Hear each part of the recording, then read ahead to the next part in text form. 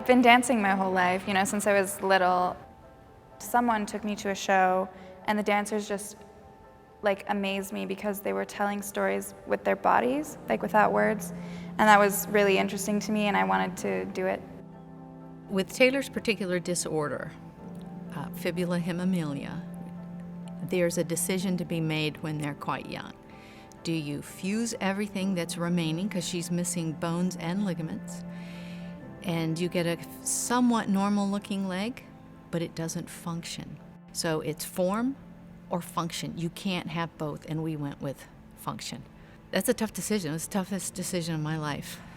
It's not easy, because you can't go back. When I was little, I had to get a prosthesis every year because I was growing so much. I don't think that my prosthetic has affected the choices I've made in life, really. I don't think that it defines me in that way. Taylor, she is a perfectionist. So when you work with a perfectionist, they also will not stop till they get it right. Within 5 hours, we had 2 5-10-minute breaks. We pushed it a bit too much. That's what you do with the best of the best dancers. The best. When Taylor was maybe 5 or 6, and she's invited to her first birthday parties, and often they're at a swimming pool, said she had to make a choice as a very young child. Am I going to sit on the sideline and watch, or am I going to take my leg off, get in the water, and have all the kids stare at me?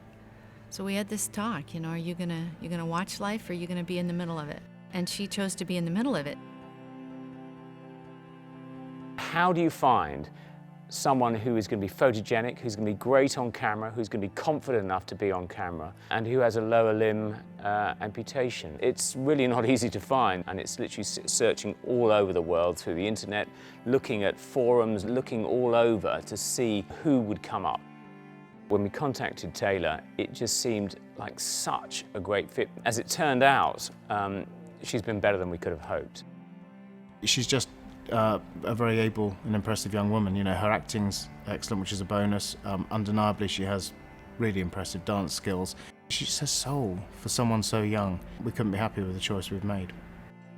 Her personality is very lit. She is full of energy, full of life. She's vibrant. She glows. When someone walks in a room and you spot someone, she's that person. She was being interviewed by some classmates when she was maybe 10 years old. And the classmates were doing a project on disabilities. So about halfway through, something clicked in her mind, and she's like, I'm not disabled. Mom, tell them I'm not disabled. I respond, I said, Taylor, some people, some amputees, they are disabled, but you're not. And that kind of sums up how she looked at herself, how we looked at her, and I do believe today that's still the truth. If someone told me that I wasn't going to be able to dance, or if it was physically impossible for me, I would have found a way around it, I think, because that's what I always do. I would have done it anyway. I really hate it when people tell me no, because I'm like, well, you're wrong, so I'll just do my best, and that's what I do.